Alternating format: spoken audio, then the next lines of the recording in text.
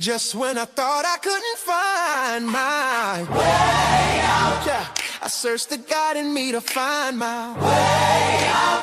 I know it can seem way out, but the Creator flows to and through me from way out. I'm talking way out, yeah, yeah, yeah. See, if you believe in the God in you, it's a better place. Creating the force and the power to live a better day. Just know that love and joy and peace is one in all of the same space. That you were chosen just like God. Can't mind the energy. Can't mind. God can't mind your energy. That's right. How can myself see? Only you can make the change. How can I share your energy? How can I see the shine so bright from darkness to light. Hey, hey, hey, hey. From darkness to light. Yeah. And you'll find your way out. Yeah, yeah. Oh, it won't seem way out. Yeah, yeah, yeah. The power of God will flow through you from way out.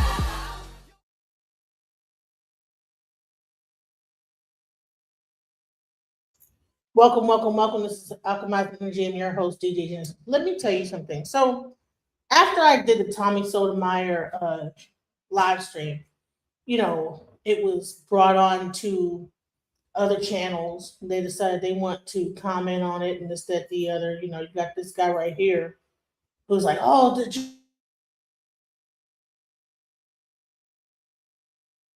Genesis don't know what she's talking about. She's stupid or whatever. So what happened is you had this white lady, get on TikTok and she wants to talk about how ghetto and hood black people are, with the black prom. And I get so much I get on different panels and I get to see how negatively people like to stereotype black people. So I said, you know what? I'm seeing things on TikTok. I'm seeing all the stuff where people are even going out. It's a lot of racism going on because of this new political climate. And I'm seeing like that people are just feeling like really like they just want to just talk ish about black people. Just talk negative 100% about black people. And I said, you know what? Let's go back to let's go back and just do a little bit of black history. You know what I'm saying? Because we're gonna cut it out like just constantly just saying about all these negative things about black people. Like we ain't contribute nothing to society. We just over here just doing nothing. Right. Right. You look like a thing behind it. Exactly. And so like I said, let's take some time because there's so many people just want to talk negative about black people. Let's take some time and talk positive about black people because people don't even understand our contribution to society. They only want to look at us as like people that ain't did nothing. We are just here as but half the things that these people are using today are here because of black people. So for just a second, I want to discuss what have black people brought to the American society and just the world in general. Let's go. Can you name one black invention? I can actually name 3. Twerking, KFC, and being really loud. Peanut butter. Peanut butter? Yeah.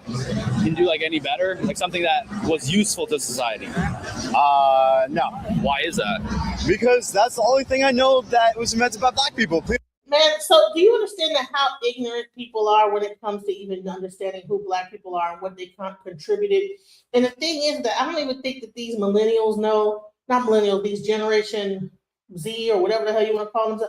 A lot of us are so caught up in the political climate that we're so quick to down the black race, And people, you see what he says. The only thing he know that we created was peanut butter. He don't know anything, and people have no idea of the contributions that we have made and continue to make in society. So let's go. Let's talk about it. Peanut butter. That's it. Why do you think there's literally almost nothing else? I don't know. Does it have to do with them being black? Huh? Does it have to do with them being black that they're not able to invent as much stuff? Possibly. Possibly. Yeah. Like, people think life started in Africa, right? And Africa is one of the most resourceful continent. So why couldn't they invent something before the Arabs had to bring them the wheel? I don't know. But why are people scared to say that? Like, obviously people have their strengths and weaknesses. Like, we could acknowledge that black people, you know, they sprint the fastest. There's most of the NBA is black. Why can't we say? Well, it's just like that, for example, like with like physicality aspects, like it just matters. People really think that we are just only physicality. We just have a stronger body, you know, that we're just stronger physically, but we don't have any kind of mental anything when it comes down to society. They believe that everything that's on this earth, that is everything that's in America, that's being created, there's no black people behind it whatsoever. And here's the thing. When they do talk about black people, it's about hood prom and all the, they want to focus on all these different things, but we are way more. Okay? We're way more than just like people just putting up decorations on the door. And this is a open panel discussion. So I did put the StreamYard in a link. If you guys have any trouble actually hitting it, clicking it, just type in StreamYard.com, ABJ833M458, and you'll be able to come up and make a statement. I need to see you before you come up, and please don't do no nonsense. As far as, yeah, there the fat ones did it too. Yes, there's fat people that probably created some stuff too, okay? I don't know why people say dumb shit. You know, anyways, let's go. On like the genetics, you know, and they usually say because, you know, with slavery they had like them procreate with the strongest and fast whatever, but it just comes down to like your genetics. I don't know.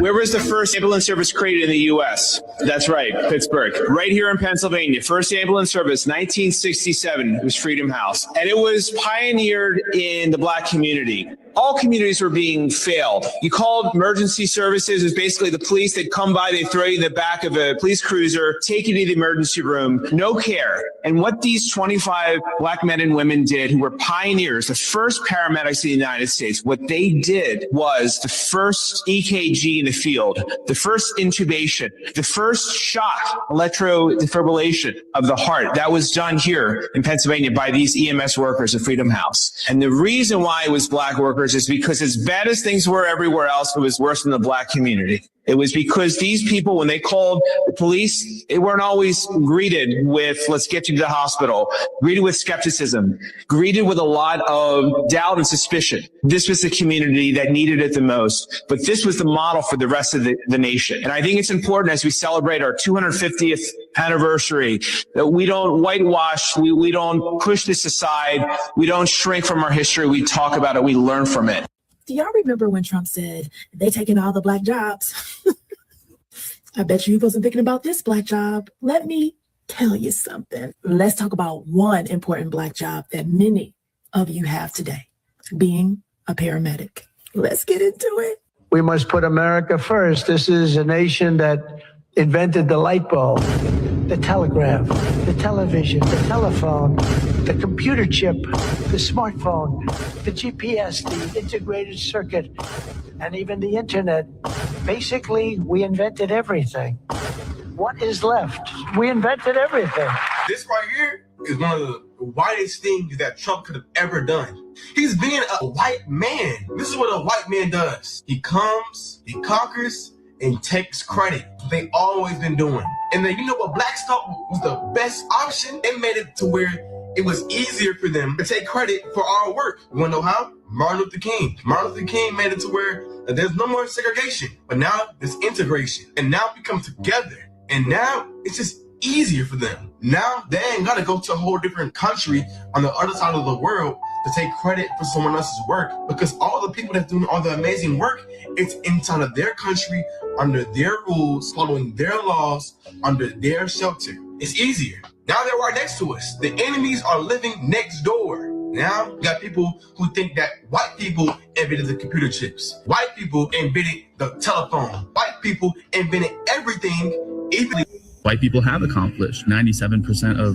inventions were made by Europeans. And there's actually a website when they say like the traffic light or peanut butter was invented by black people. I don't think they've invented anything actually. It's really a website that like fact checks these black inventions, and you look deeper into it and usually they're all from white people that they might have added something or it was like completely stolen. So why are we not taught about that? Wow, there's a site debunking black inventions. Yeah, I didn't even invent peanut butter. So I don't think they've invented anything actually. Is this a measuring contest of which race is better?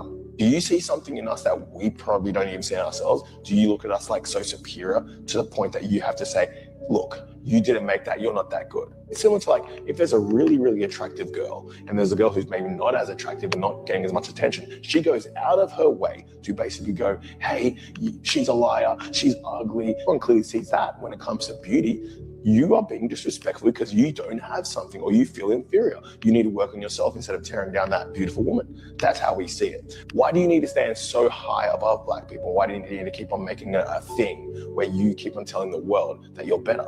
If you're really going to be a racist, then you should be a true racist and not use anything or be involved with anything that was invented or created by blacks. Do you want a list?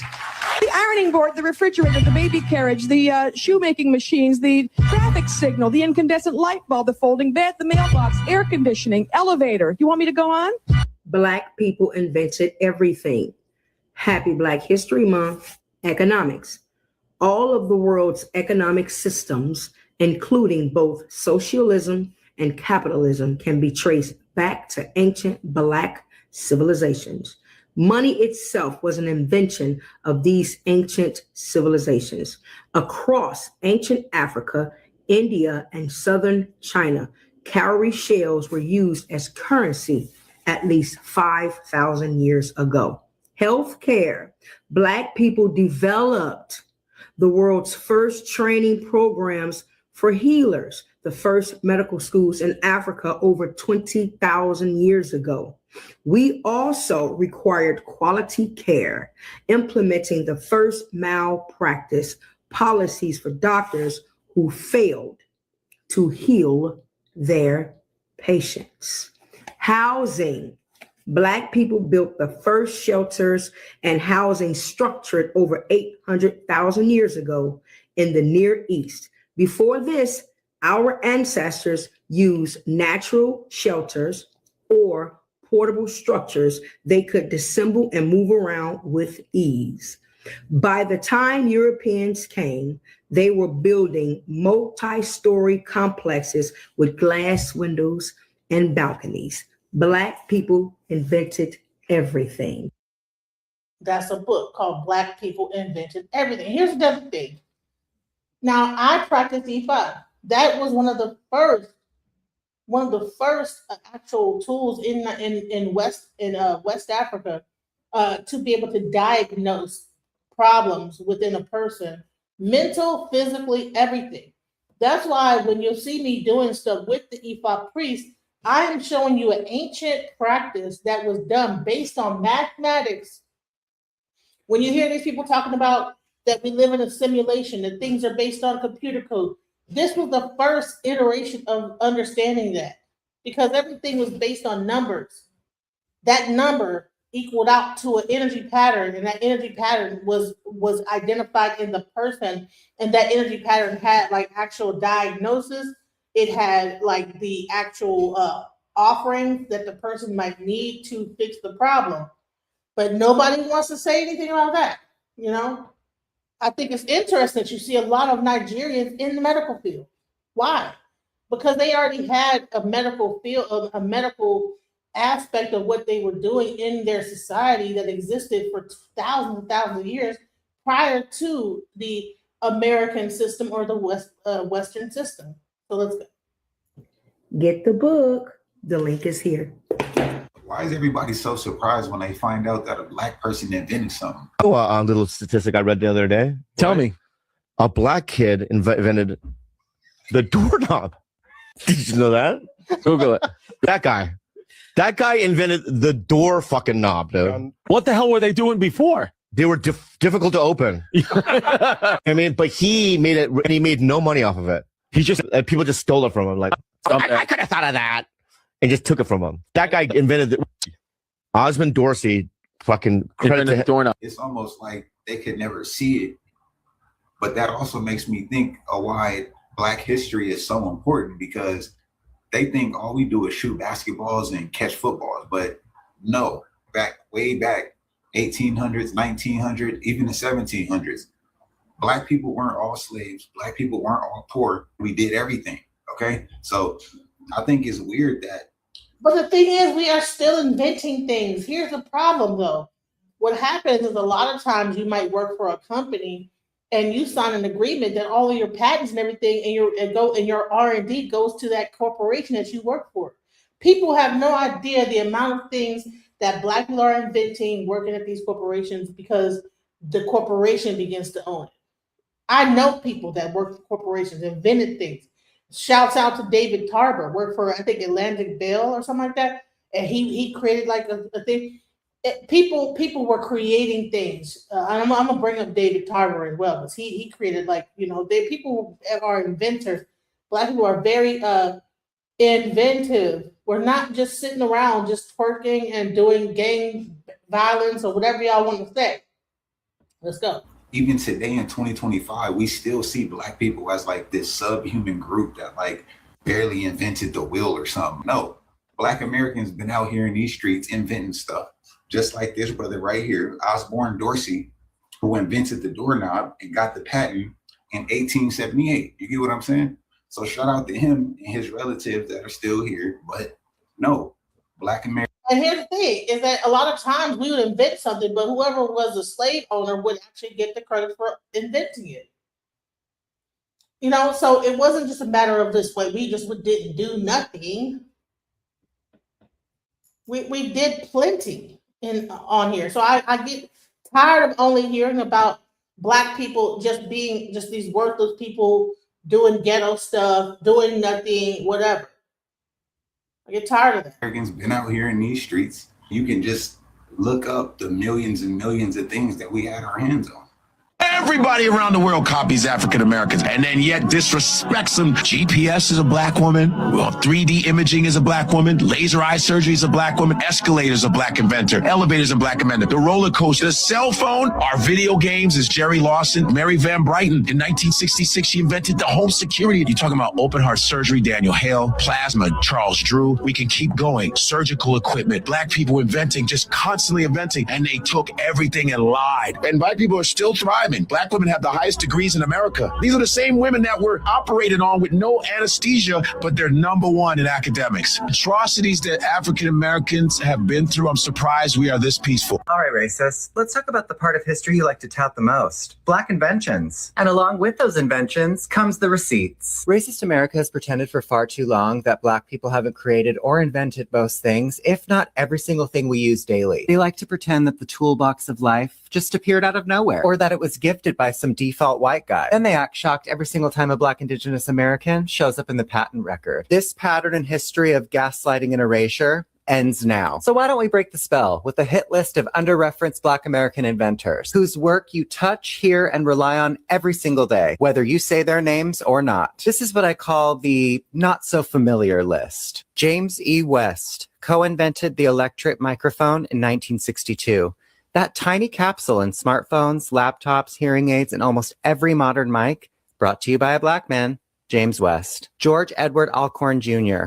built the imaging X-ray spectrometer in 1984 that sharpened space and materials research. NASA named him Inventor of the Year. Translation, he built the instruments that actually see what the naked eye can't. Black brilliance. Meredith Gourdine pioneered electro-gas dynamics, devices like incinerate cut smoke and industrial pollution.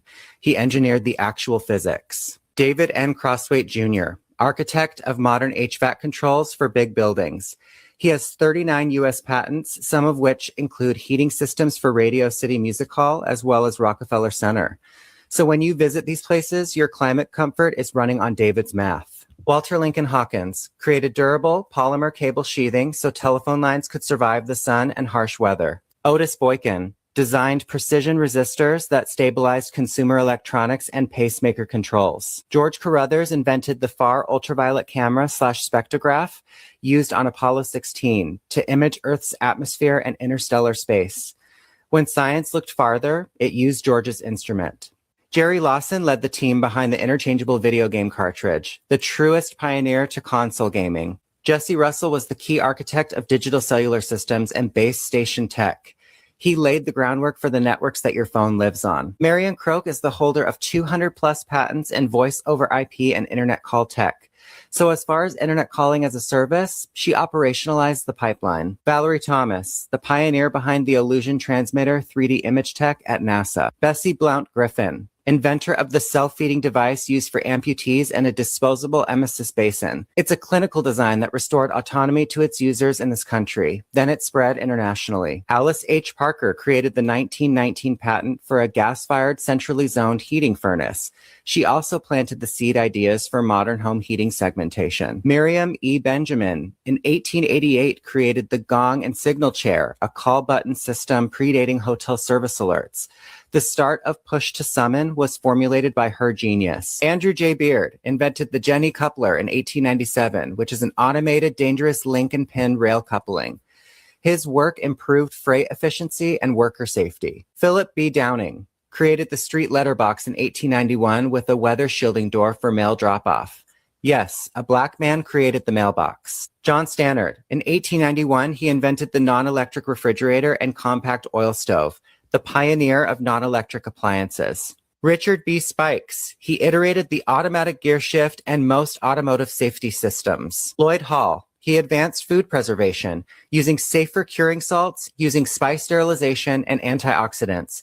He created the industry-level shelf life. So what was the point to all of this? Reality reads like this list. Black Americans were already here, already building, and already creating everything. Designing the microphones inside your phone, the networks under your texts, the heat in your building, the optics in your space science, the cartridges that built an entire gaming industry, the clinical tools that dignify autonomous care, and the dull metal boxes swallowing your mail on the corner. Erasing the creativity and the genius of the original people isn't accidental. It's an act of violence. You can keep pretending you invented everything, sure. Or you can look around, call things what they are, and stop living on lies. Pretending to be superior in technology and a spiritual power you can't even use. The entire world can see the limitations of racists. The big question is, however, why can't you?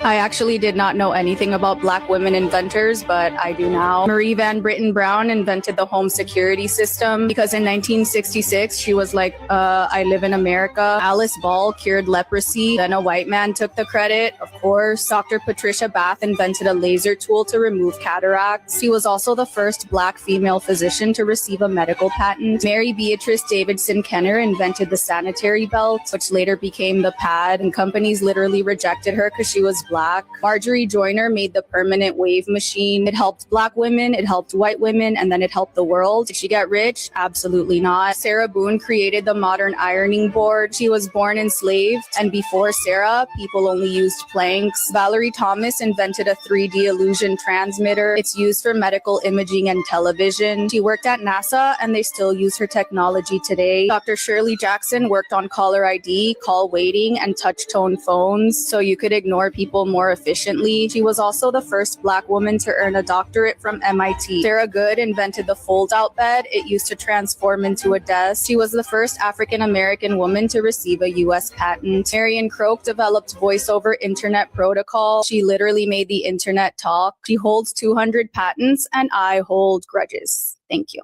Do y'all remember when Trump said, they taking all the Black jobs? I bet you wasn't thinking about this Black job. Let me tell you something. Let's talk about one important Black job that many of you have today, being a paramedic. Let's get into it. Did you know that the modern emergency medical service, EMS, owes their very foundation to a Black-led team? Yes, sink it in. So let me take you back into the 1960s and introduce you to Freedom House Ambulance Service. Give it to them. 1967, Pittsburgh, Pennsylvania. Come on, y'all. They launched the Freedom House Ambulance Service. This was staffed with primarily Black men and women. Now, y'all did hear the woman part, right? Men and women. Black. From undeserved neighborhoods, y'all. This wasn't just a job. It was a lifeline for their community. So at the time, ambulances were basically glorified taxi services. Think about it. Now, this really needs to be a movie. It really needs to be some kind of historic movie because Black people saving lives before the whole program was even thought of, and they made I told you, Black people are the blueprint. And there was no national standard for emergency medical care. But the Freedom House, they changed it all. Now, they weren't just drivers. They were highly trained professionals who could administer CPR, manage airways, and even provide advanced life support. All I can say, when Black people get together, we share that knowledge. Let's do this. I'm about to certify you. I'm going to teach you right because we about to save lives. Can you imagine? These Black paramedics were the first to set the standards for the EMS protocols we use today. Y'all, give it up. So their work was so innovative, it became the blueprint for modern paramedic training. Sick man. They proved that people from marginalized communities could not only thrive in these roles, but excel. Yet, despite their excellence, they were faced with what?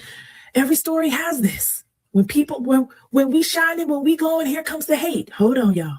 You never knew how it was going to turn out. It was a gamble.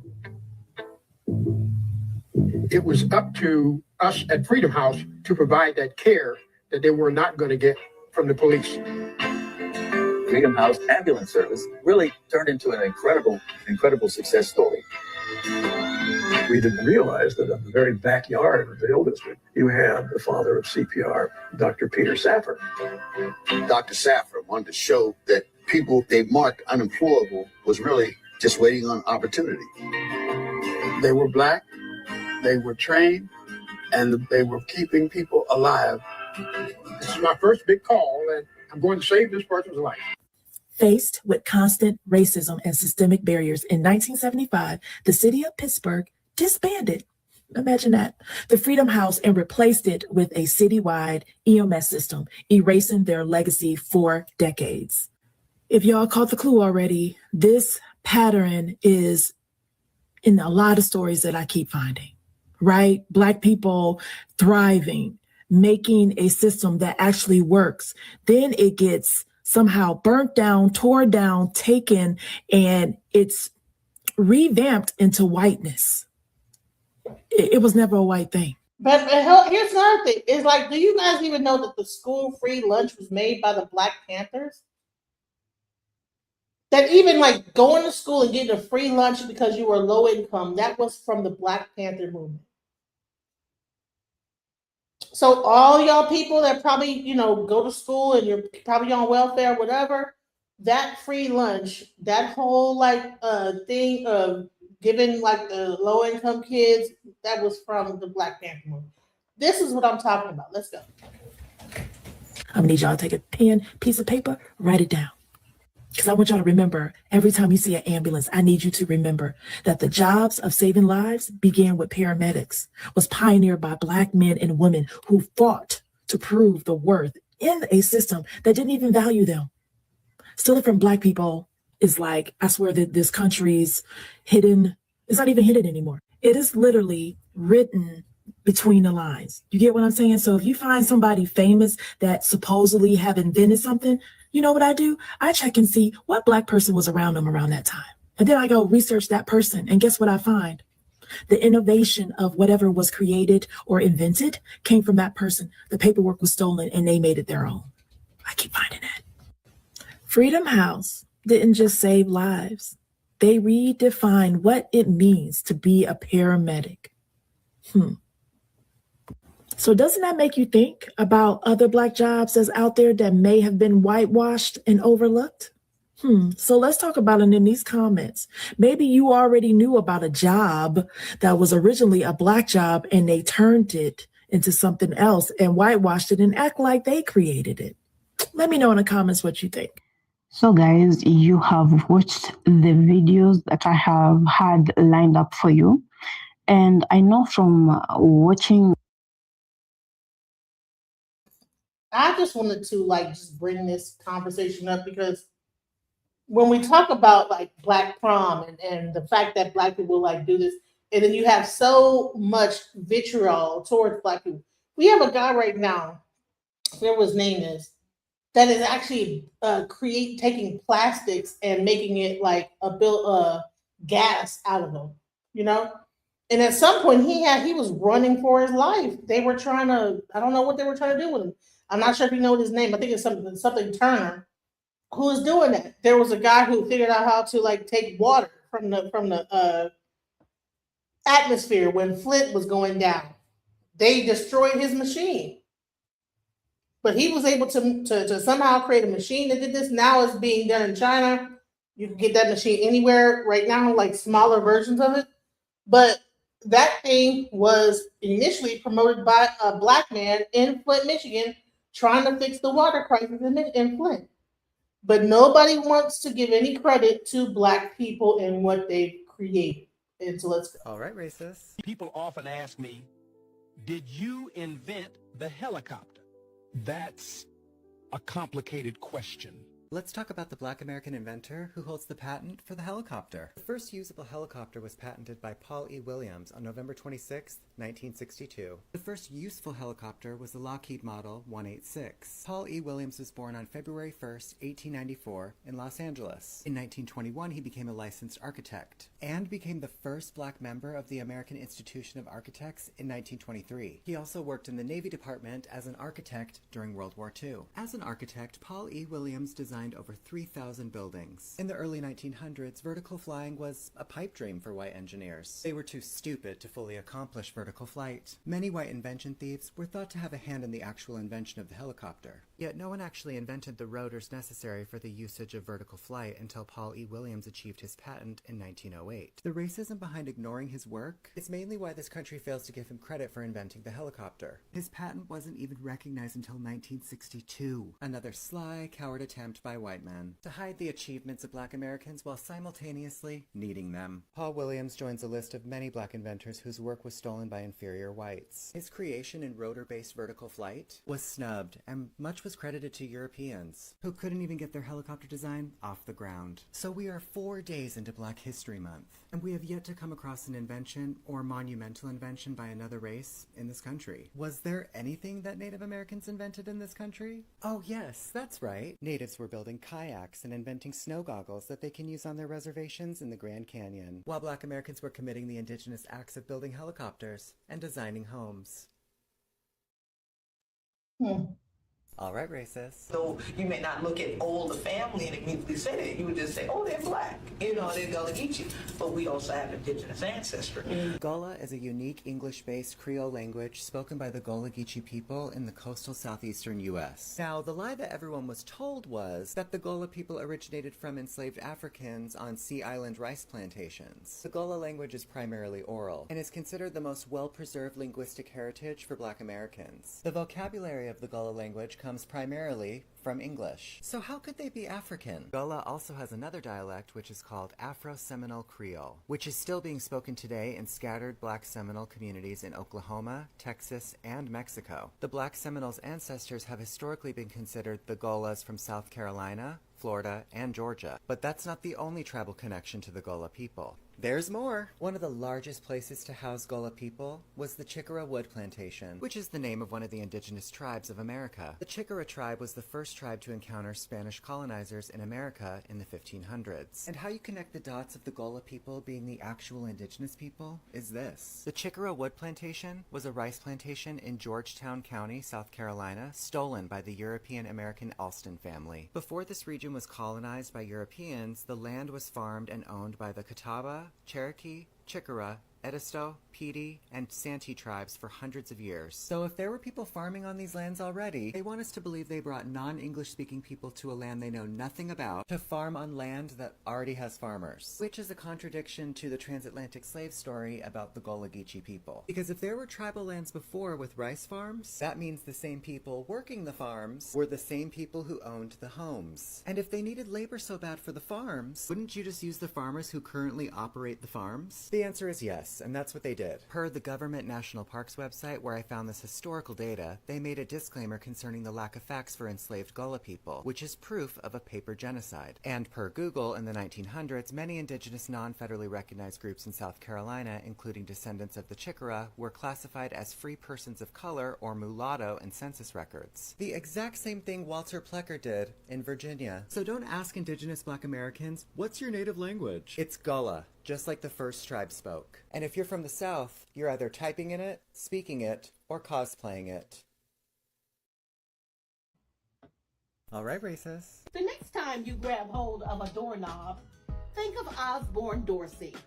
Dorsey, a Black man, invented the doorknob in 1878. Let's discuss the invention that gave everyone with a home privacy. The invention of the doorknob. Think about it. At home, at work, in stores, we're always relying on doorknobs. Doorknobs are the unsung heroes of our safety, privacy, home protection, and personal space. We have Osborne Dorsey, who was born in 1862, to thank for that. In the 19th century, people used to rely on leather straps or latches to keep their doors shut. Neither method was secure or convenient. However, a 16-year-old genius had a solution. In 1878, at the very youthful age of 16, Osborne Dorsey received a patent from the U.S. Patent Office. His initial patent request was for a device he named the door-holding device. Dorsey's design included a knob-like shape, described in his patent as a case or cap which could be easily attached to doors with screws, which is the foundation of the modern doorknob as we see today. It took time for people to embrace this new invention, but once they did, the doorknob became a game changer. Fast forward more than 100 years, and Dorsey's idea has evolved into an essential part of daily life. Modern doorknobs now feature advanced designs, from sleek, minimalist styles to smart locks with keyless entry, which has evolved his invention, blending security and technology. These innovations build on Dorsey's original concept, proving how one brilliant idea can shape the way we live and interact with our spaces. So anytime you step outside into the world with racism as your personality, don't forget that the device that you touch to exit your home was crafted by the very people you hate. There's not a city, a reservation, or home that Dorsey's invention hasn't touched. The peace and the security that was robbed from Black Americans didn't stop them from inventing safety and security for others.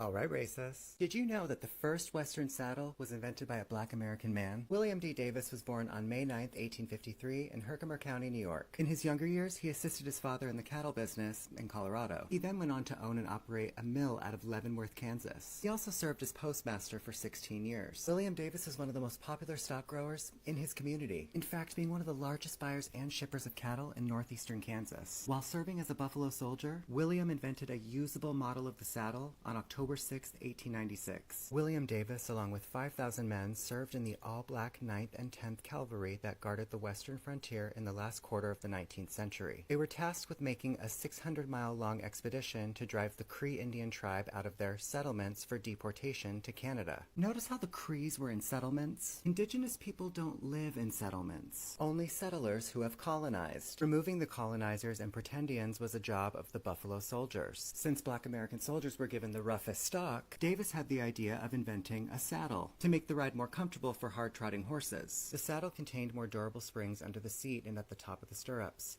His invention made riding easier for cavalry, cowboys, and mail riders. This is just further proof that not only were Black Americans here first, but they're the actual cowboys and the Indians. I imagine that the first people to touch horses on this land would by default be the first to invent the saddle. All the Europeans love to claim that the Siberians were first, yet they clearly weren't the first to be riding horses in the 1800s. And now this will archive yet another failed attempt at the destiny swap. If you all were here first, did you just sit around with nothing until Black Americans showed up? Because it's clear, Black Americans invented everything.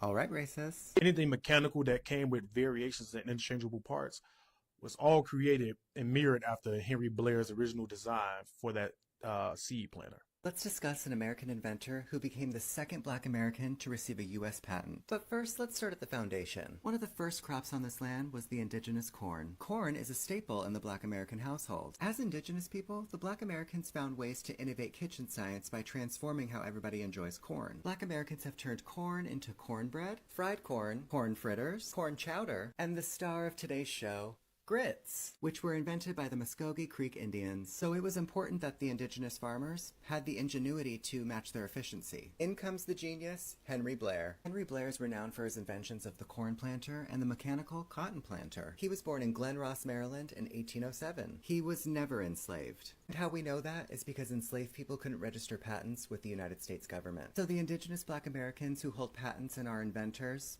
were never enslaved. Henry Blair managed his own business as a commercial farmer. It is also worth noting, Henry Blair is the only inventor denoted as a colored man in the records of the U.S. Patent Office. On October 14th, 1834, Blair received his patent for his mechanical corn seed planter. His corn planter resembled a wheelbarrow, with a chamber fixed to the bottom that disperses the seed. After the seed is dispersed, rakes attached to the back of the wheelbarrow drag over the seed to cover them with soil. Henry Blair's corn planter resulted in more efficient crop planting and resulted in greater overall yield for farmers. According to an 1836 article from the Mechanics magazine, Blair's invention was conjectured to save the labor of 8 men. Just 2 years later, on August 31st, 1836, Blair obtained his patent for his mechanical cotton planter. The device is essentially an adaptation of the corn planter, just optimized for cotton. So the second Black American to hold a U.S. patent before slavery ended built a device to harvest indigenous crops. What does that tell you about the inventor? It tells you that he has indigenous knowledge. It also shows you that the original people of this land are the ones inventing and creating. Thoughts, guys? The link is in the chat. People want to say we ain't did nothing, you know. All right, racists, let's talk about the part of history you like to tout the most. Black inventions. And along with those inventions comes the receipts. Racist America has pretended for far too long that Black people haven't created or invented most things, if not every single thing we use daily. They like to pretend that the toolbox of life just appeared out of nowhere, or that it was gifted by some default white guy. Then they act shocked every single time a Black Indigenous American shows up in the patent record. This pattern in history of gaslighting and erasure ends now. So why don't we break the spell with a hit list of under-referenced Black American inventors, whose work you touch, hear, and rely on every single day, whether you say their names or not. This is what I call the not-so-familiar list. James E. West co-invented the electric microphone in 1962. That tiny capsule in smartphones, laptops, hearing aids, and almost every modern mic, brought to you by a Black man, James West. George Edward Alcorn Jr. built the imaging X-ray spectrometer in 1984 that sharpened space and materials research. NASA named him Inventor of the Year. Translation, he built the instruments that actually see what the naked eye can't. Black brilliance. Meredith Gourdine pioneered electro-gas dynamics, devices like incinerate cut smoke and industrial pollution. He engineered the actual physics. David N. Crosswaite Jr., architect of modern HVAC controls for big buildings. He has 39 U.S. patents, some of which include heating systems for Radio City Music Hall as well as Rockefeller Center. So when you visit these places, your climate comfort is running on David's math. Walter Lincoln Hawkins created durable polymer cable sheathing so telephone lines could survive the sun and harsh weather. Otis Boykin designed precision resistors that stabilized consumer electronics and pacemaker controls. George Carruthers invented the far ultraviolet camera / spectrograph used on Apollo 16 to image Earth's atmosphere and interstellar space. When science looked farther, it used George's instrument. Jerry Lawson led the team behind the interchangeable video game cartridge, the truest pioneer to console gaming. Jesse Russell was the key architect of digital cellular systems and base station tech. He laid the groundwork for the networks that your phone lives on. Marion Croak is the holder of 200+ patents in voice over IP and internet call tech. So as far as internet calling as a service, she operationalized the pipeline. Valerie Thomas, the pioneer behind the Illusion Transmitter 3D image tech at NASA. Bessie Blount Griffin, inventor of the self-feeding device used for amputees and a disposable emesis basin. It's a clinical design that restored autonomy to its users in this country. Then it spread internationally. Alice H. Parker created the 1919 patent for a gas-fired centrally zoned heating furnace. She also planted the seed ideas for modern home heating segmentation. Miriam E. Benjamin, in 1888, created the gong and signal chair, a call button system predating hotel service alerts. The start of push to summon was formulated by her genius. Andrew J. Beard invented the Jenny coupler in 1897, which is an automated, dangerous link and pin rail coupling. His work improved freight efficiency and worker safety. Philip B. Downing created the street letterbox in 1891 with a weather shielding door for mail drop-off. Yes, a black man created the mailbox. John Stannard. In 1891, he invented the non-electric refrigerator and compact oil stove, the pioneer of non-electric appliances. Richard B. Spikes. He iterated the automatic gear shift and most automotive safety systems. Lloyd Hall. He advanced food preservation, using safer curing salts, using spice sterilization, and antioxidants. He created the industry-level shelf life. So what was the point to all of this? Reality reads like this list. Black Americans were already here, already building, and already creating everything. Designing the microphones inside your phone, the networks under your texts, the heat in your building, the optics in your space science, the cartridges that built an entire gaming industry, the clinical tools that dignify autonomous care, and the dull metal boxes swallowing your mail on the corner. Erasing the creativity and the genius of the original people isn't accidental. It's an act of violence. You can keep pretending you invented everything, sure. Or you can look around, call things what they are, and stop living on lies. Pretending to be superior in technology and a spiritual power you can't even use. The entire world can see the limitations of racists. The big question is, however, why can't you?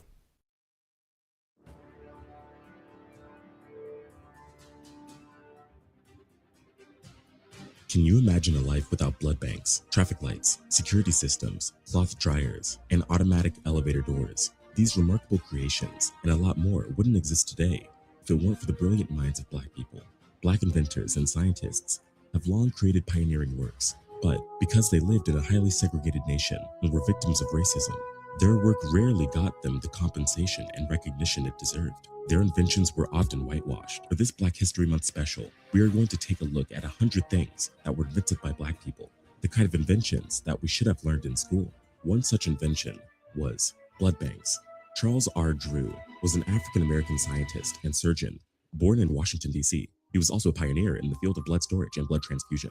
Because he lived in a period of intense racial discrimination, he actively opposed the segregation of blood donors. He advocated for fair treatment of Black doctors and was recognized as the father of the blood bank. He discovered and developed countless blood banking techniques. He was one of the pioneers that discovered that basically you can remove the plasma, liquid portion of blood, and actually lyophilize, freeze dry plasma, and store those proteins for prolonged periods of time. And really, it was breakthrough technology in terms of being able to provide some kind of a transfusion support with protein during war efforts. His impact can still be felt today, with approximately 20% of donated red blood cells being used to treat patients with blood cancer. Another invention is the traffic lights. When automobiles first hit the market, navigating the street... But hold on, let me just say this about the blood banks. Do you know America is one of the largest suppliers of plasma to the world right now? And you'll see all these broke people that go to the plasma center when they broke to give their plasma. But the very person that created the plasma, ability to separate plasma from blood, was a Black man. Interesting. Let's go. in America became a chaotic nightmare. Horses, pedestrians, bicycles, and streetcars all tried to compete with motor vehicles for the right to take the streets.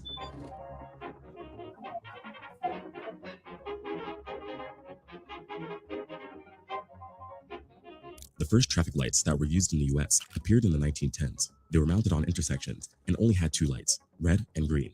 But drivers didn't have enough time to react, and this caused a lot of traffic accidents. Garrett Morgan was the son of an enslaved parent from Ohio.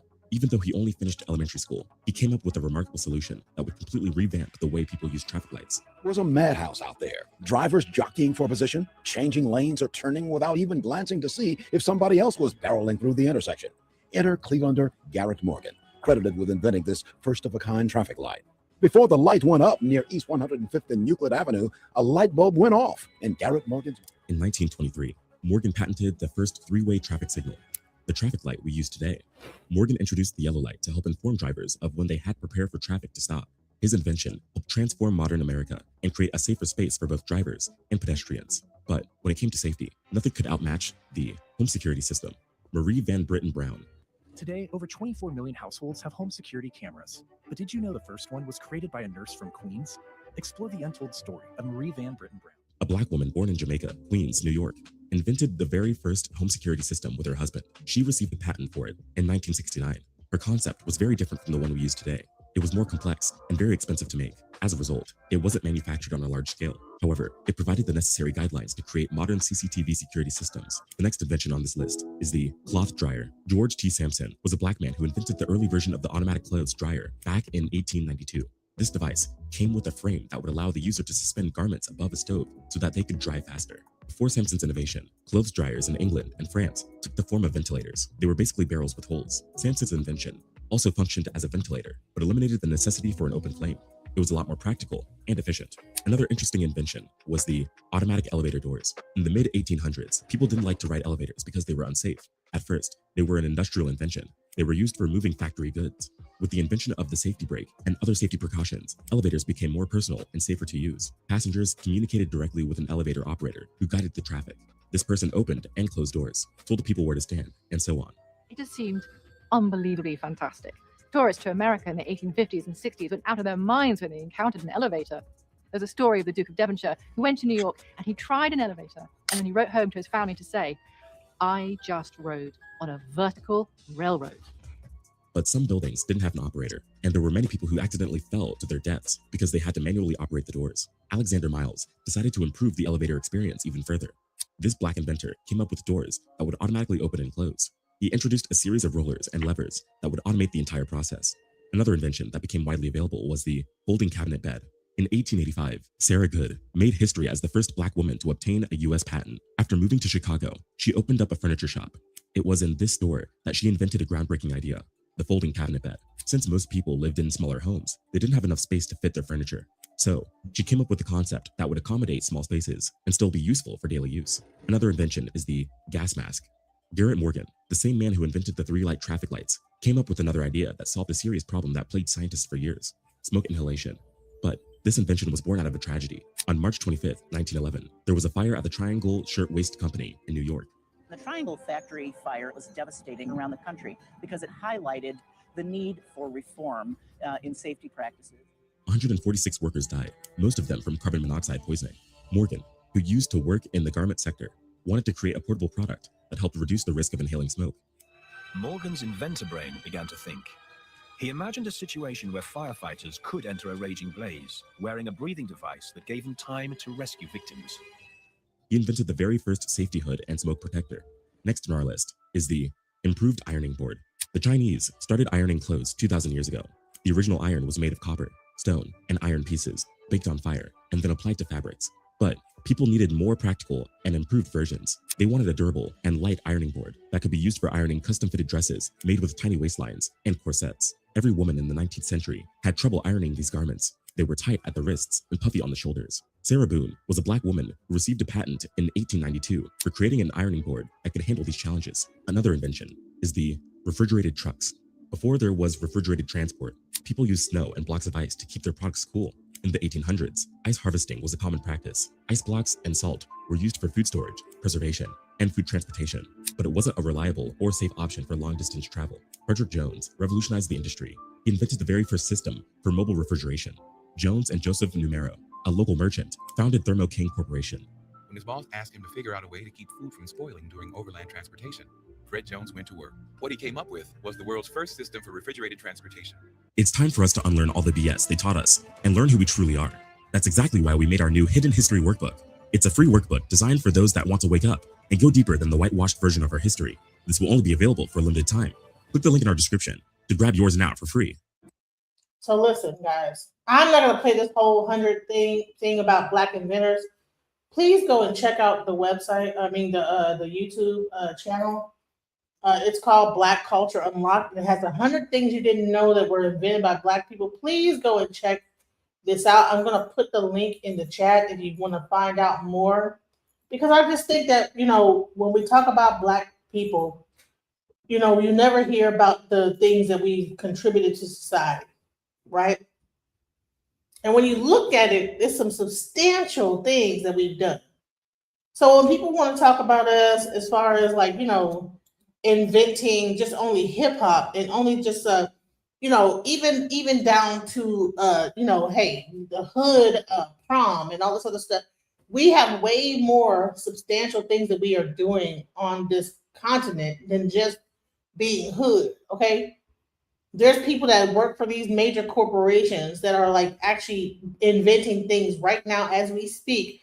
But what happens is that when you sign over that non-disclosure, everything that you invent for that company now is owned by the corporation. So you never know that a black person did it, you know? And that's just straight up. So let's like not pretend like we're just over here just, just with no kind of ingenuity or whatever. So let me go to the next subject. I was hoping that people were going to come up here and challenge me on any of this, but no one did. So let me go to the next subject at hand, which is Spirit Airlines has decided to close. They were unable to reach an agreement with President Trump on the bailout. Let's go. Chapter 11 twice, I think, over the course of the last year. What were they trying to engineer here, and how much was a countervailing force what's been happening in the Middle East and the knock-on effect of fuel prices going up as much as they have? Yeah, really, Spirit had been having problems for a while.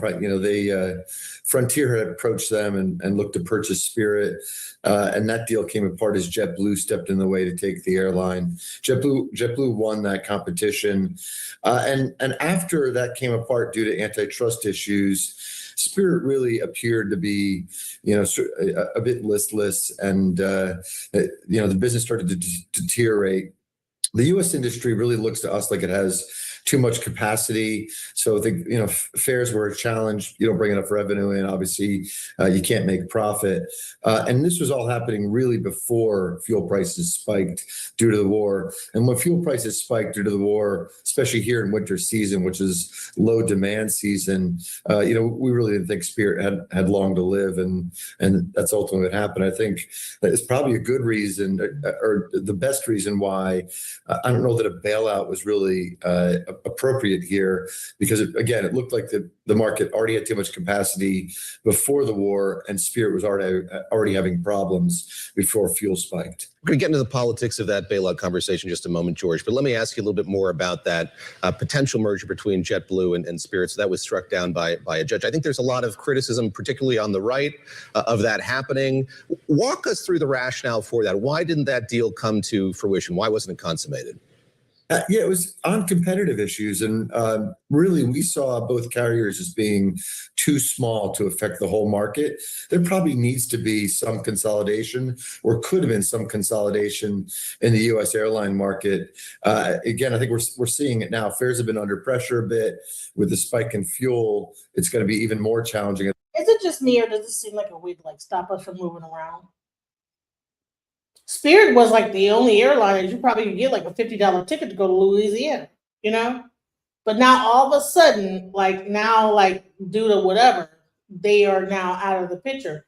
Frontier's still there, JetBlue's still there, but Spirit's gone. But I'm trying to understand how those two things still standing, And why couldn't JetBlue? Man, I would have loved if JetBlue would have gotten hold of Spirit, because JetBlue has some awesome planes.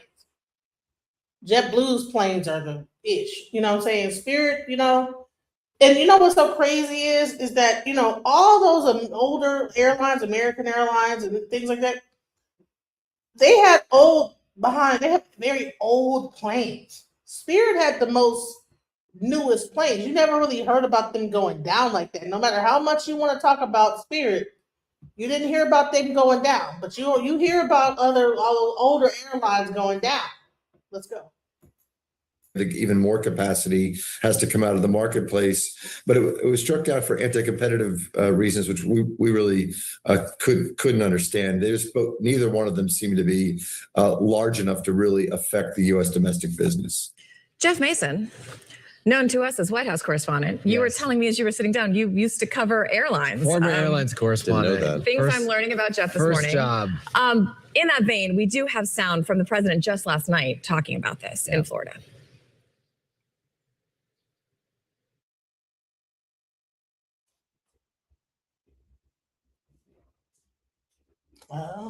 What's going on?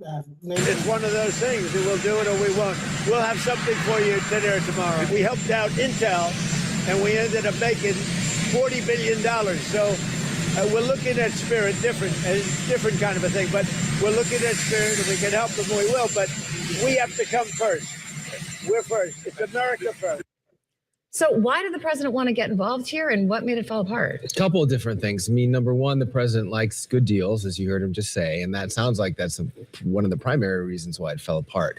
Number two, just sort of interestingly, Spirit Airlines has a lot of business in Florida, not too far from where he has his estate in Mar-a-Lago and West Palm Beach. That may have played a role. I don't have reporting to support that, but that just seems like a logical conclusion. Number three, you saw with Intel that the president likes to intervene in companies that are failing. That deal did turn out really well. Yeah. The United States coffers have brought in a bunch of money from that.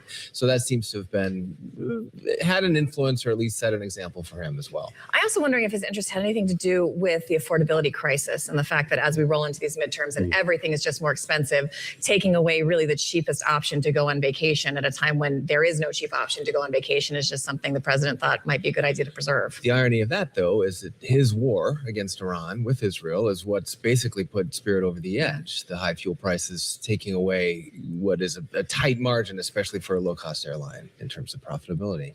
I do want to go through our executive producer, Carolyn Kremen, bought a ticket. Is it just me, or does it seem like they're trying to limit travel?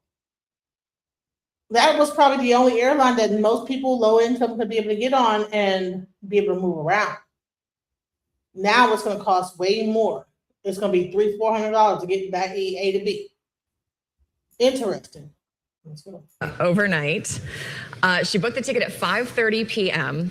At 6:38 p.m., she got an email asking if she wanted to upgrade. At 12:38 a.m., she got a notice saying the flight had been disrupted with an option to refund or rebook. At 5:45 a.m. this morning, while we were already in the office, it finally came through. We regret to inform you that all Spirit flights have been canceled, effective immediately.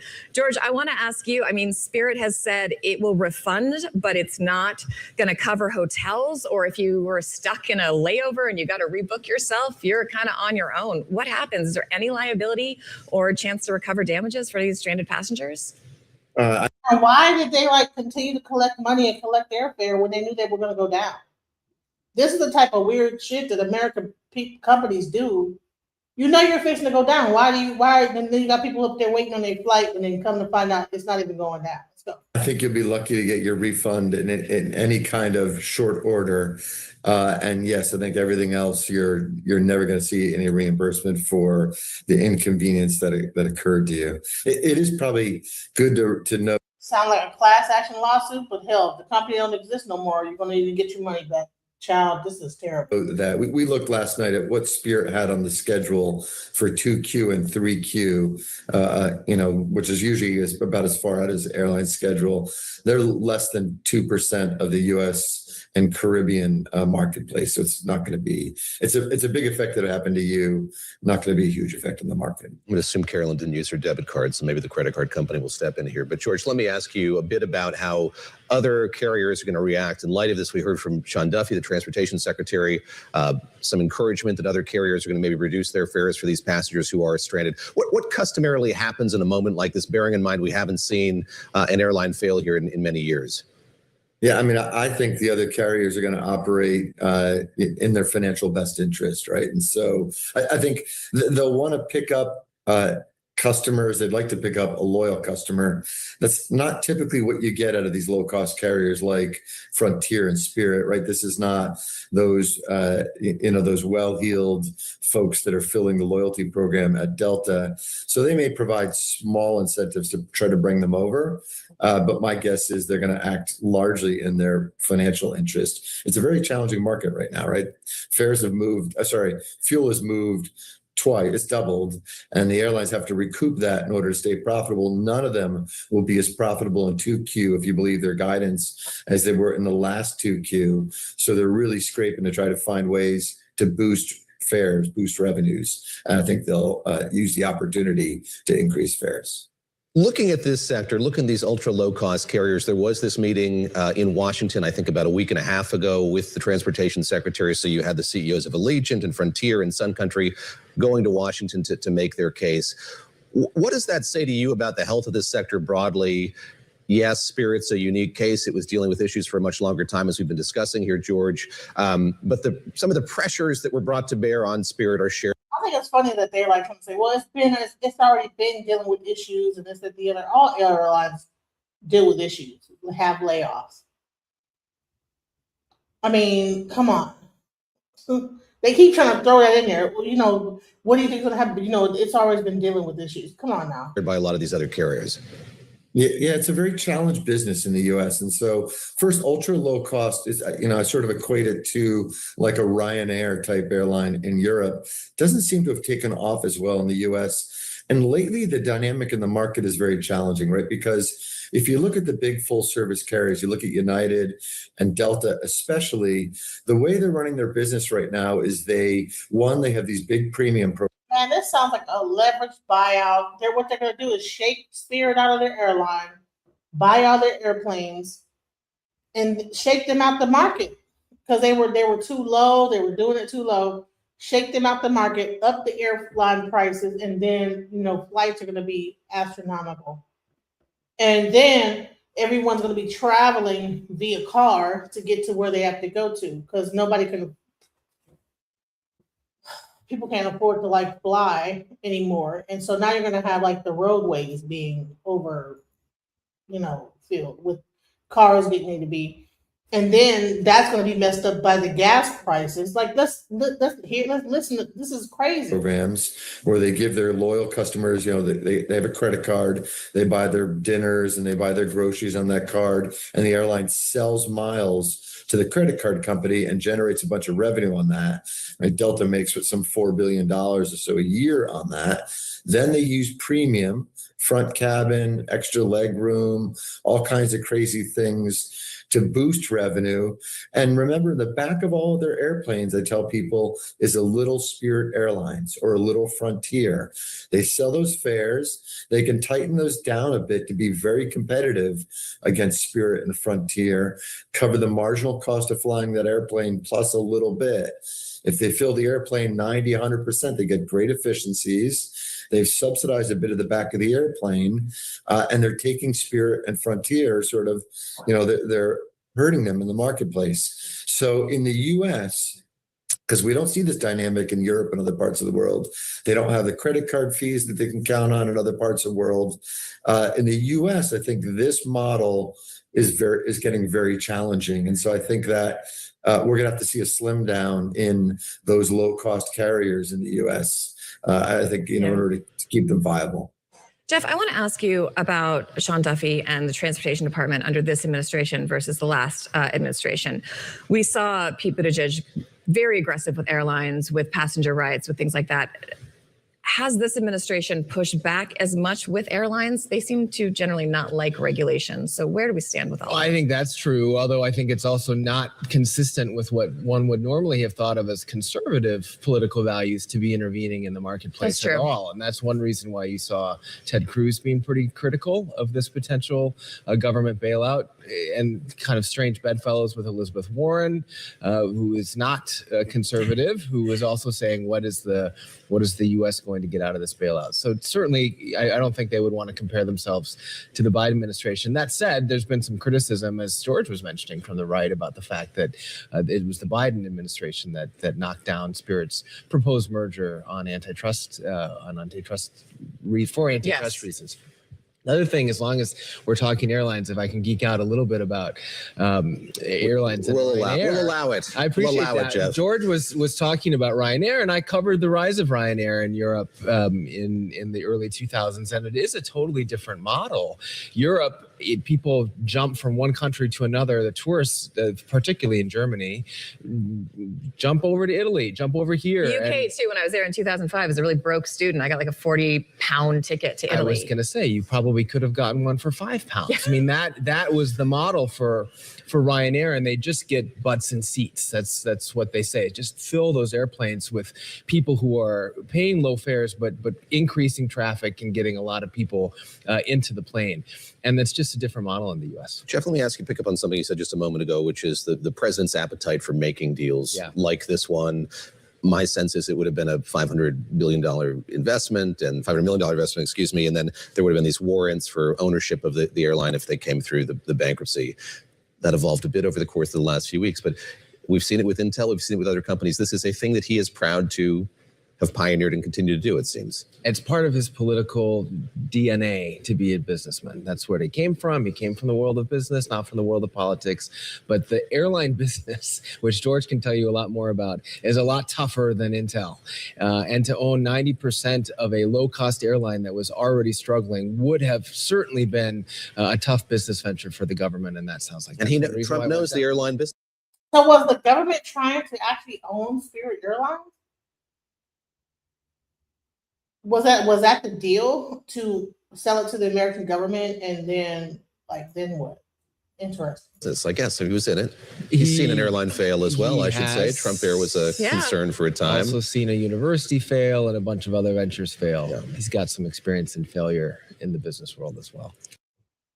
Man, this is crazy. So Spirit Airline is no more. What do y'all think about that? No more Spirit, no more cheap flights for $40. You know, that's gonna be interesting how that affects people trying to travel. Is it gonna be people just on the road? You know, let's go. Spirit Airlines is canceling all flights. They did it expeditiously. So to all the girls that's going to Hawaii, come on back, bring it back. Y'all better be booking with Delta. Like I said, Delta. I'm start over. Sorry, guys. I reload it, but it'll be in mine. Airlines is canceling all flights. They did it expeditiously. So to all the girls that's going to Hawaii, come on back, bring it back. Y'all better be booking with Delta. Like I said, Delta. I'm a Delta girl. Yes, y'all looking for the economy prices. They couldn't afford the gas prices. They say 17,000 workers out of job. My heart goes out to them. Y'all start filling out them apps. Delta's hiring. What about American Airlines? You got some sorry ass workers over there, and they're ready to get some new fresh faces. So if you want to be a flight attendant, apply with Delta. And the minute somebody start acting up, maybe that'll start changing the attitude, the way that people do their job. Don't spend your whole life on somebody else's job thinking that you're not replaceable. Like Beyonce said, you must not know about me. They can have another you soon. When you walk out that door, somebody's already in your place. Spirit. You was the cheapest. Spirit, you gave them hell about their bags. Spirit, you did all that, and y'all shut it down. You better go to Delta. And by the way, get you an Amex card, because see, I don't pay for baggage. I don't pay for upgrades. I don't pay to be in the lounge. I don't pay Uber. I don't pay doing hotels. All I'm saying, Delta. I love to fly the shows. Sorry, Spirit. We got the Spirit, yeah, we got the Spirit, yeah, we got what? They ain't flying no more, they cancel. Good night, MB Buds. Spirit Airlines.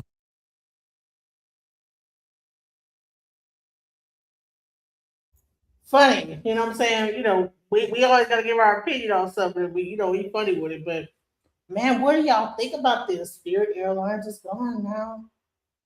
Spirit Airlines is gone. I'm kind of sad about that because Spirit was, man, you know what I'm saying? Like they was cheap. Okay, hey, you know what I'm saying? So no more Spirit Air, you know. No more. Let's hear like the actual report on it, like the actual official conversation. That's crazy. I don't know what this is going to reported this morning at 3 a.m. Spirit Airlines ceased operations. So what that means is Spirit does not have airplanes in the air flying as of this morning. Also, their call centers are closed and they don't have staff at ticket counters. So if you have a flight scheduled with Spirit Airlines, don't show up at the airport. There will be no one here to assist you. What Spirit Airlines is now going to do is go through an orderly liquidation process. We'll see how that develops over the course of the next several days. But for customers of Spirit, I want to give information on how you can navigate this situation that you now find yourself in. And President Trump, Administrator Bedford, and I have been working with the other airlines across the industry in anticipation that this morning may happen. And so if you're a customer, many of the airlines that are not Spirit are stepping up to provide you assistance. So United Delta, JetBlue, and Southwest are capping their ticket prices for Spirit customers. It's going to vary between the airlines. You have to go to their websites to take advantage of these special offers. It is normally going to be about $200 for a one-way ticket. You'll minimally have to provide to the airlines that you're now going to book with your Spirit confirmation number. Child, $200 for a one-way ticket. It was $200 both ways on Spirit. Child, it's about to be And your proof of payment. I would recommend that if you have a ticket with Spirit, that you actually try to book with these airlines as soon as possible. These offers are not going to be open forever, and the airlines are going to have varying degrees of time frames at which you can take advantage of the opportunity. Again, go to the airlines websites. For customers who are concerned about higher prices because of the announcement today from Spirit, American Airlines and Delta Airlines are offering across the board reduced fares on high volume Spirit routes. Allegiant is stepping up. They've also committed to freezing fare prices on routes that they have shared with Spirit Airlines. And Frontier is offering a 50% off base fares across the network. Child, nobody want to be on Frontier. Frontier is terrible. Man, honey, Spirit Airline and Frontier was like neck and neck, but Frontier, child. How is Frontier still going and Spirit is not? I mean, maybe they was being too nice because they was not as bad as Frontier. They were not as bad as Frontier. Frontier is terrible. Man, what? Until May 10th. So again, this is the airline industry stepping up and trying to provide relief as Spirit is going to go through this liquidation. If you bought a ticket with Spirit Airlines, they have a reserve fund. You will be refunded to your original form of payment if you bought directly from Spirit. If you purchased from a third-party vendor, say a travel agent, you're going to have to reach out to that travel agent and request that they secure a refund for you. Wow. The president specifically has been very concerned, as well as I and Administrator Bedford, about the employees of Spirit. And we're concerned about could they be stranded in certain destinations. So most U.S. carriers are extending travel pass benefits. So that's maybe a spare jump seat or spare seats for any Spirit employees who need to travel back to their homes. That's for pilots and flight attendants. Man, there might be Spirit Airline stewardess and stuff that's stuck where they are. But because the airline is shut down, they don't even know how they're going to get home. I never even thought about that. Wow. Why didn't they, all the way to the very end, they allowed people to fly and do all this stuff and what? Attendants and other employees. They've also offered Spirit team members preferential employment interviews. So again, there's a need, there's demand for aviation workers. So even American and United have drafted or crafted microsites for Spirit employees to potentially jump the queue, and get preferential treatment in the application process for the many airlines that are now hiring, whether it's pilots, flight attendants, baggage workers, or even those who've worked in the call centers. You can go to the individual websites to see what's offered by each of the individual airlines. I'll take your questions in a second, but I think it's important to talk about why are we here today. There was a proposed merger between JetBlue and Spirit, and Joe Biden and Pete Buttigieg, along with the Biden DOJ, decided that they did not want that merger to take place.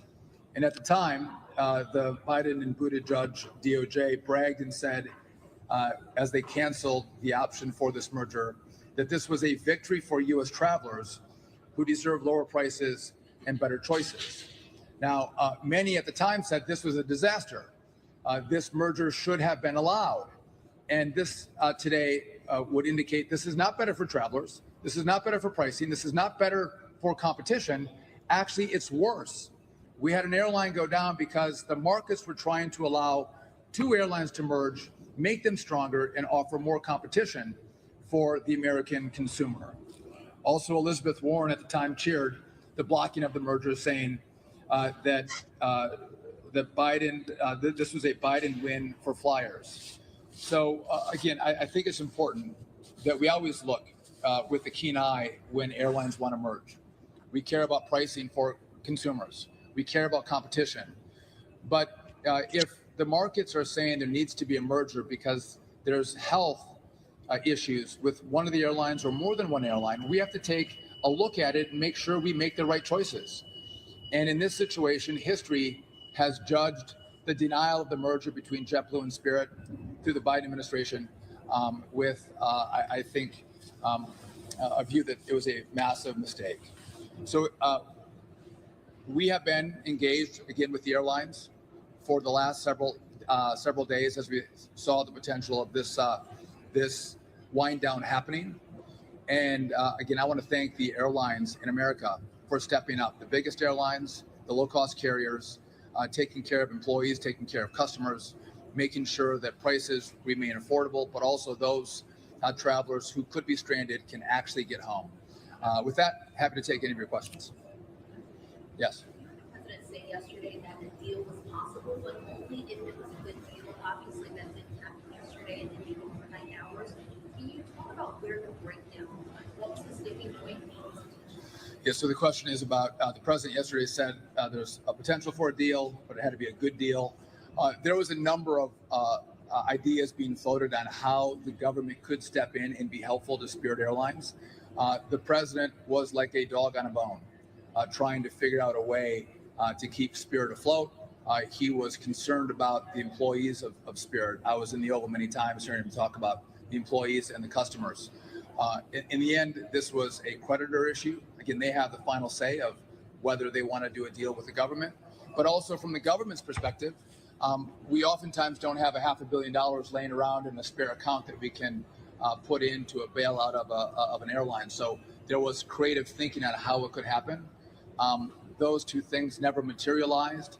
There was a significant effort. They have $1 billion to send people into space, but they don't have $1 billion to save Spirit Airlines. Interesting. By President Trump and the administration to make it happen, but in the end, a deal couldn't be reached, and so here we are today. You also brought up the promoted merger between JetBlue and Spirit Airlines. Spirit Airlines isn't the only budget airline that's dealing with some of the same issues, rising fuel costs due to war. Do you foresee a chance where we could be staring down this same shutdown of the airline just as well? Yeah. So the question is, and I know you don't have a microphone, that this is Spirit's not the only one who's having financial issues right now. There could be more. I would just point this out. Once the merger was denied in 2024, Spirit filed for bankruptcy immediately after the denial, and then last August, Spirit again filed for bankruptcy. So Spirit was in dire straits long before the war with Iran. Multiple times they had filed for bankruptcy. Their model wasn't working. They couldn't get to fiscal health. So this was not the impetus. The war was not the impetus for Spirit. Now, you've heard that other airlines have talked about requesting a $2.5 billion bailout. I am in continual contact, and my team is in contact with all the CEOs of the airlines. I would say that at this point, I don't think it's necessary. They do have access to cash. If they want to come to the U.S. government, we would be a lender of last resort. If they can find dollars in the private markets, I think that's better for them. If there was a need across the low-cost carriers who had made this request, again, there's not $2.5 billion that sit around in Congress that the executive branch can fund a bailout for those airlines. That would have to be a conversation that does happen with Congress. And there would have to be a real need. And so sometimes what can happen is when there's a conversation about Spirit Airlines and a potential a bailout, if you will, what other airlines see as an opportunity. Is this an opportunity for us to get money as well to help our airline out?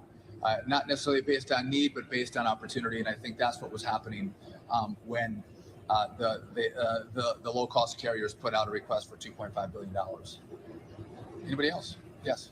Are you concerned long-term about fares that are capped now in kind of emergency situation, like people getting where they need to be, but the loss of Spirit and the low-cost options, potentially down the road, the cost rise?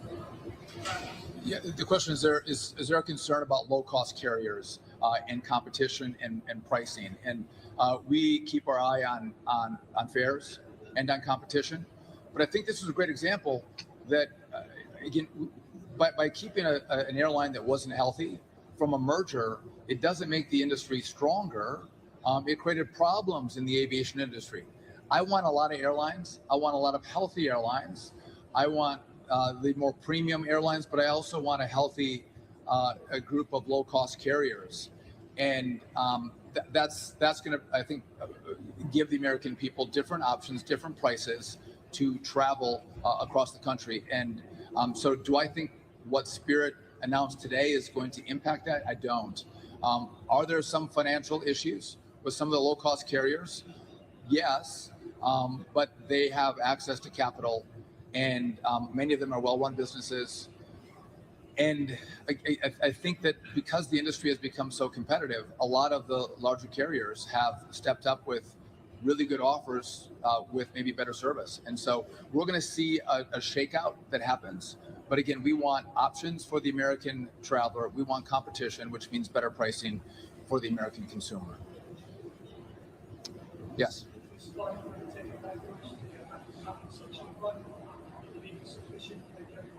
Yeah, so the question is about the fund for ticket holders.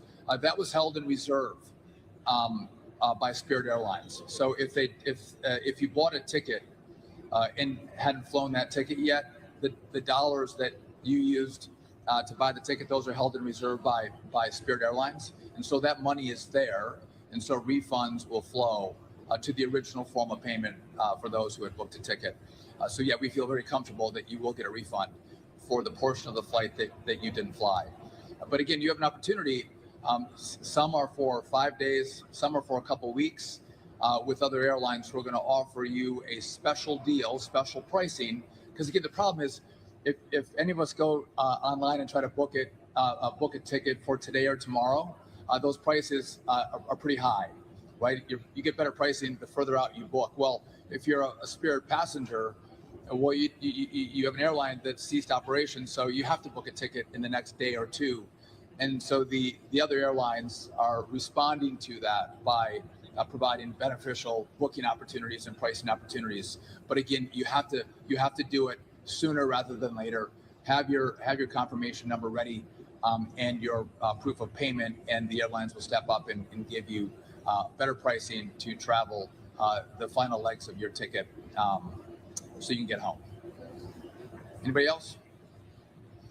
I'll just leave you guys with one last point, is that this department, this administration was not surprised by what happened today. We were aware of all the options and potential decisions that Spirit was going to make. We have prepared, and again, the other carriers, I had a number of conversations with the CEOs in anticipation that this could happen this morning. And I'm grateful that all of them didn't look for an opportunity to gouge passengers, to take advantage of this situation. You actually saw the exact opposite.